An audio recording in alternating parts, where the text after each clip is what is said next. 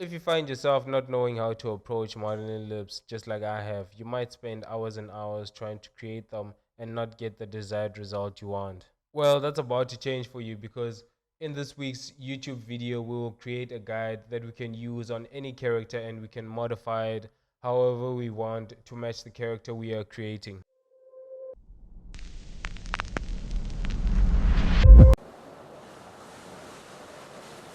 The thing about modeling lips is that we want them to have unique and subtle features. You don't want your character's lips to look like they came from a street fight unless it is your intention.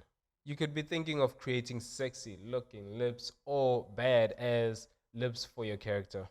But thinking and creating this can be really challenging and time consuming unless you're using a reference, which in this case you already know how the lips will look.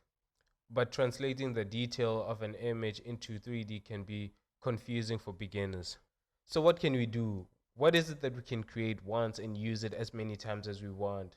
And all we have to do is change the size and position of it. Something that can serve as a guide to help us create the glorifying lips we want.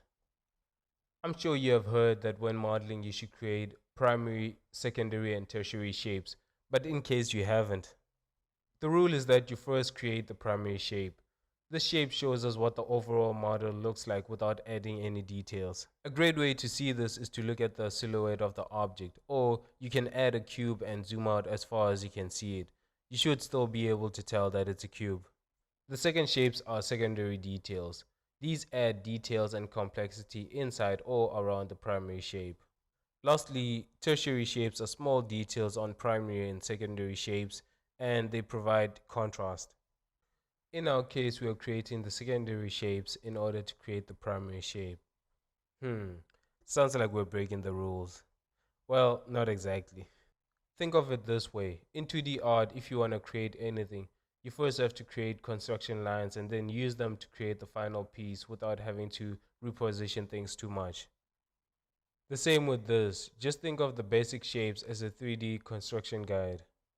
Use this concept and create secondary objects for the lips.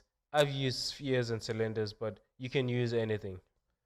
For example, instead of using a sphere for the chin area, you may want your character's chin to be pointy, so using a cone would be more effective. Or if you want the lips to have flat surfaces, using a cube would be a better choice. One thing to notice is that the guide is not perfect. If you do this, it's not like your model will look like lips immediately. There are gaps between the objects which you will need to fill without using the guide surface to shape the model. And that's it, guys. So if I missed to mention something, let me know in the comments. If you enjoyed this video, make sure to subscribe for more content like this and hit the like button while you're at it. And check out the other videos I did about modeling a hand, the eyes, and the nose. Follow me on Twitch where I go through creating a character from start to finish. Link is in the description. Cheers.